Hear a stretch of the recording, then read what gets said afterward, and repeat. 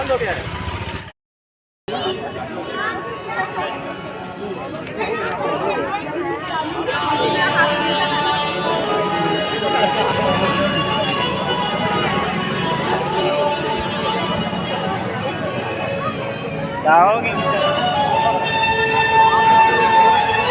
अरे यहाँ पे खड़े हो जाओ।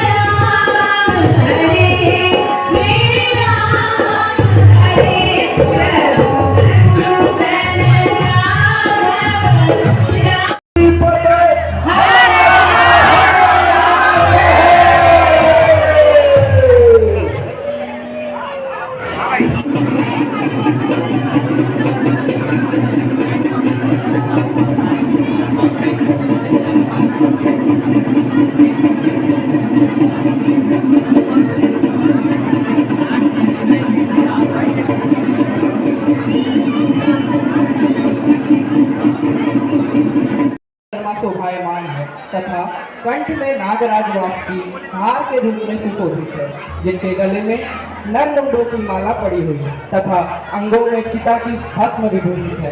ऐसे भूतनाथ, पशुपतिनाथ, भोले शंकर, देवों के देव महादेव बाबा विश्वनाथ की हम बारंबार वंदना कर रही है।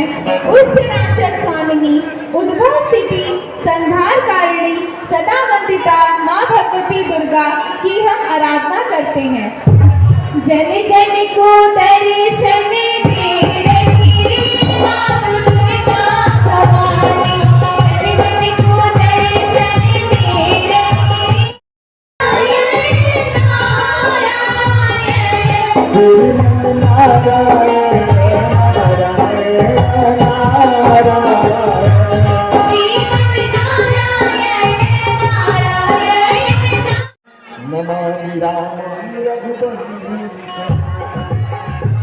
अयोध्या के रघुकुल वंशी राजा दशरथ के पुत्र धर्म की संस्थापना और भक्तों के उद्धार के लिए अवनी तल पर अवतरित मर्यादा पुरुषोत्तम राम, जो भक्तों की अभिलाषा पूर्ण करने वाले हैं।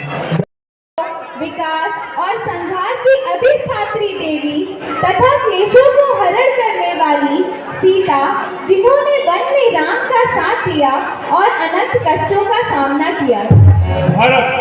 श्री राम की मन, प्राण और शरीर से सेवा करने के लिए सदैव मानते। जो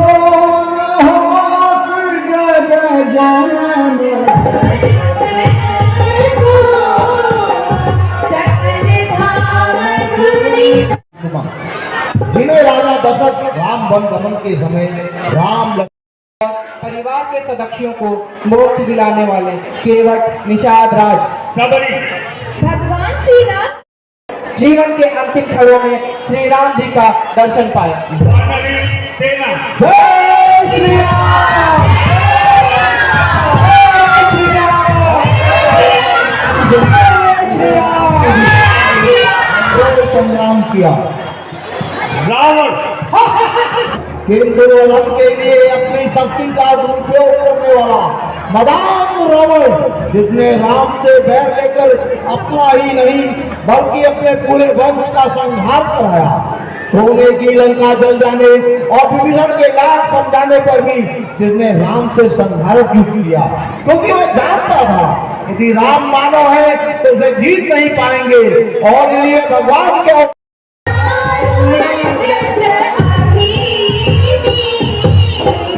रावण की दुलारी बहन काम, क्रोध, लोभ, मोह और ईर्ष्या की साक्षात नागिन स्वरूपा सूर्पणखा, जो राम से अपने अपमान का प्रतिशोध लेने में राम रावण युद्ध का मुख्य कारण बनती है। लंका निवासी वैधराज सुखेन, जिन्होंने मेघनाथ के अमोघ शक्ति बाण से मूर्छित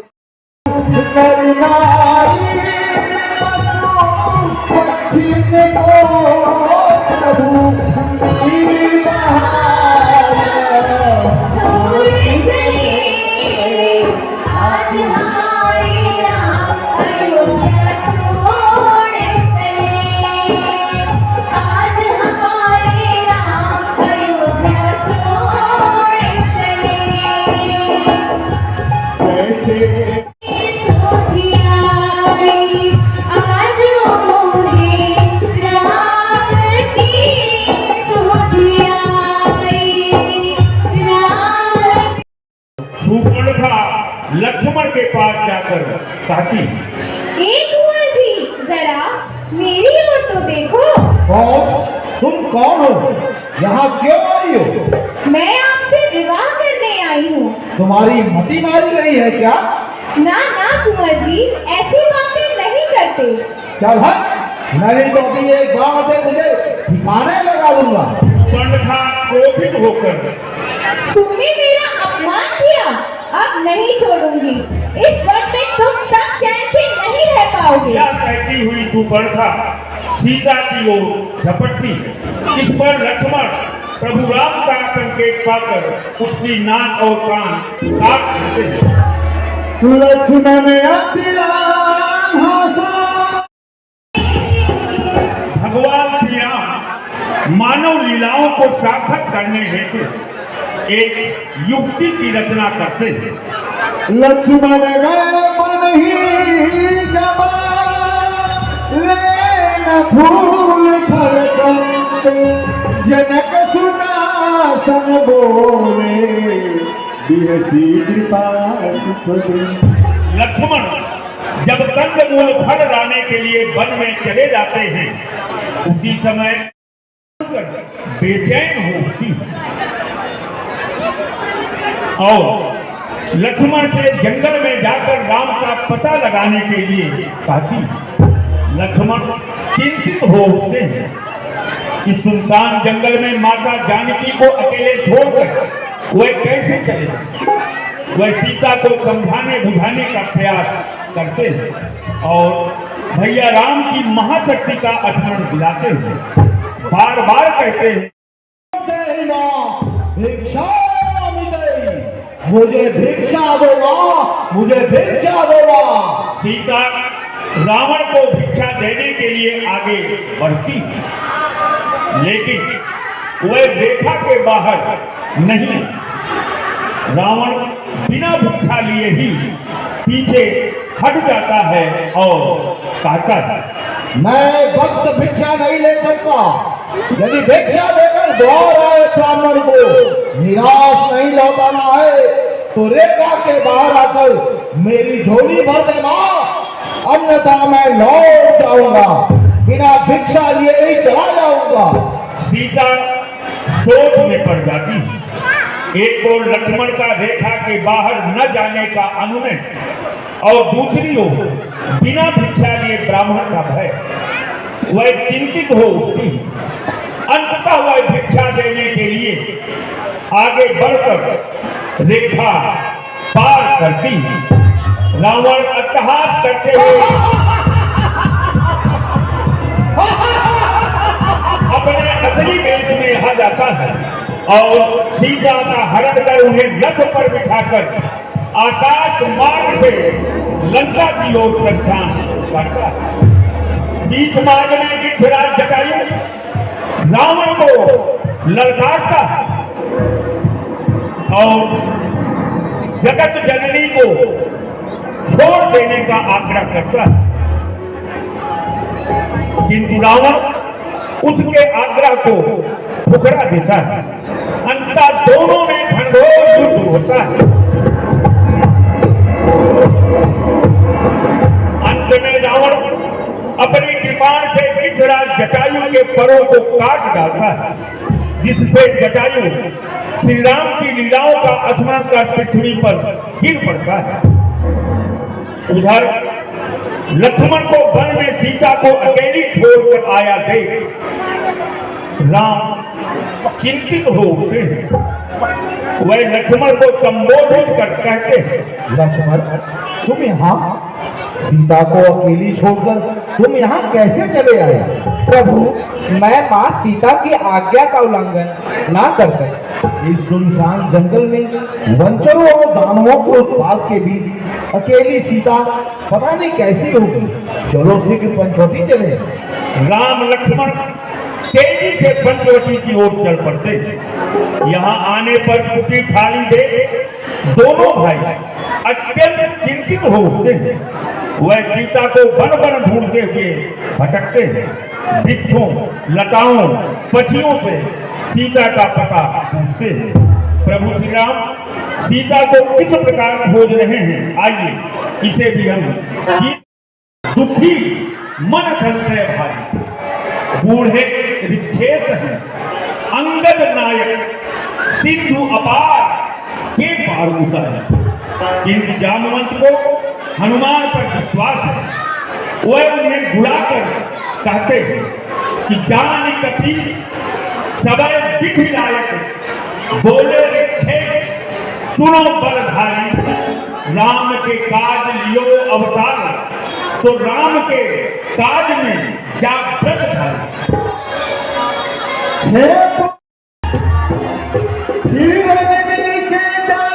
जैसे ही उदित अरुण पर दंड उठे, स्वाद पूछने लगते ही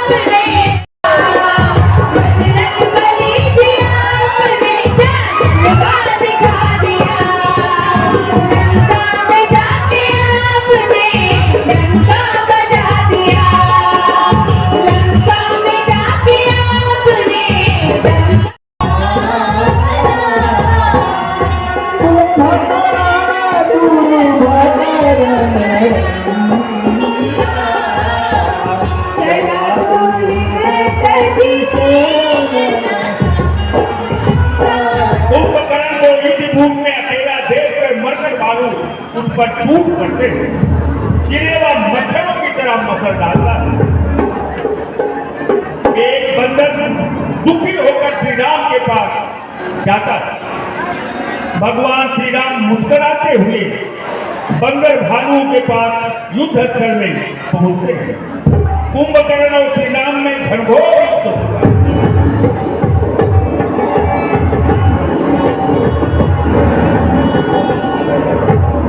और अंत में राम के बाणों से घायल कुंभकर्ण युद्ध भूमि में ही गिर पड़ता है।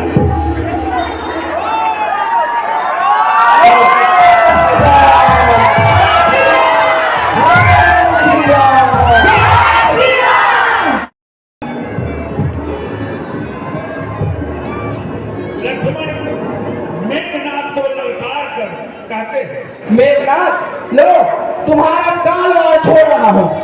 बाण लगते ही मेघनाथ का शीश कटकर श्री राम के चरणों में जाकर गिर पड़ता है। उसकी बुझान करके उसकी पत्नी सुलोचना के पास दिखती है।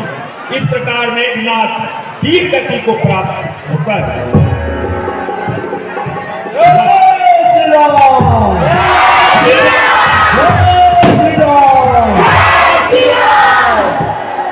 सुलोचना अपने पति की कटी हुई भुजाओं को देखकर व्याकुल होती है। वह अपने सतीत्व के प्रभाव से अपने पति की कटी हुई भुजाओं द्वारा लिखकर पता लगा लेती है कि उनके पतिदेव युद्ध में लक्ष्मण के हाथों वीर गति को प्राप्त हुए। वह से पवन कुमार बोलो फिर आएगी सचमुच बड़ी बहार। हनुमान को चिंता होती है कि अगर रावण प्रभु राम इसी समय सुलोचना श्री राम के समक्ष उपस्थित होती है और अपना परिचय देते हुए आत्मनिवेदन करती है। वह प्रभु श्री राम से क्या कहती है, आइए गीत के माध्यम से। हनुमान के नेतृत्व में बानरी सेना रावण पर प्रहार करती है, किंतु रावण के प्रहार और उसकी माया से रामादल में त्राहि मच जाती है।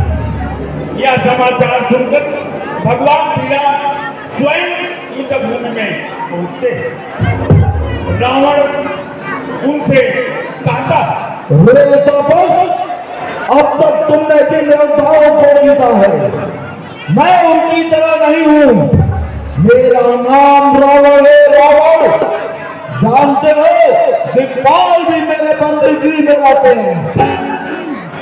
राम मुस्कुराते हुए कहते हैं, और भी कुछ कहना है तुम्हें, कहो। आज तुम बच नहीं सकोगे। मैं तुमसे सबका बदला एक साथ लूंगा। कहीं डरकर युद्ध से भाग मत जाना। आज तुम रावण के हाथ में आए हो। शूरवीर कहते नहीं, करके ही दिखाते हैं। तुमने तो धर्म की मर्यादा भंग करके अपने बल के घमंड में वैदेही के रूप में अपनी मृत्यु बुलाई है। क्या अब भी तुम अपने को वीर समझते हो? आओ मेरे वाणों का सामना करो। दोनों ओर से सेनाएं आगे बढ़ती हैं और युद्ध प्रारंभ हो जाता है।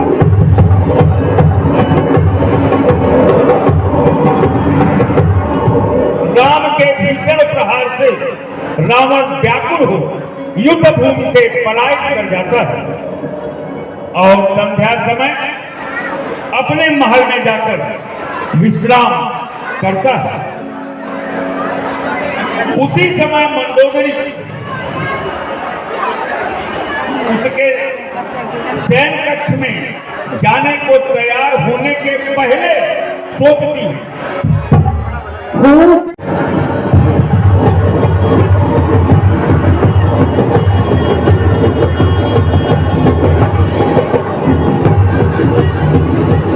दोनों ओर से घनघोर युद्ध प्रारंभ होता है। रावण अपनी माया तथा आसुरी शक्तियों के साथ राम से घनघोर युद्ध करता है। राम भी अपने शक्तिशाली बाणों से रावण पर प्रहार करते हैं, किंतु रावण मरता नहीं है। मरई नरी पूषा भाया राम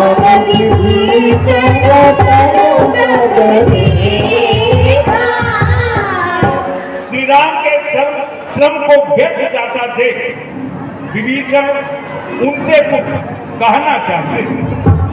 तब राम विभीषण से स्वयं पूछते हैं, मित्र, लगता है तुम कुछ कहना चाहते हो। कहो, क्या कहना चाहते हो? संकोच रहित होकर कहो। प्रभु, मैं दशानन की मृत्यु का रहस्य आपको बताना चाहता हूँ। इस दुरात्मा का सहज संहार तभी संभव है जब मैं उस रहस्य को आपसे प्रकट कर दूं। मित्र, तुम जो कुछ उचित समझते हो वह मुझसे कह दो।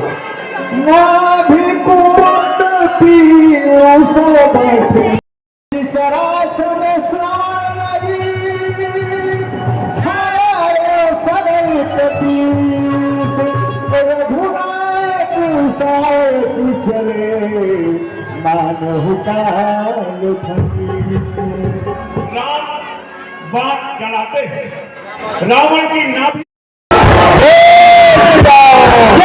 श्री राम।